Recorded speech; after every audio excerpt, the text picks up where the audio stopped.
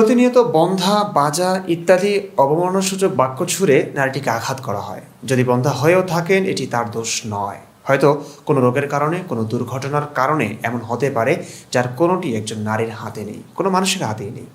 একইভাবে স্বামীও যদি তার সমস্যার কারণে সন্তান দিতে ব্যর্থ হন, সেটিও তার ইচ্ছাকৃত কোনো দোষ নয়। তাকেও হেনস্থা করা কোনোভাবেই মানা যায় না। তেমনিভাবে কোনো এক পুরুষের একাধিক স্ত্রী থাকলে সব স্ত্রীকে সমান চোখে দেখাটাই নৈতিকতা।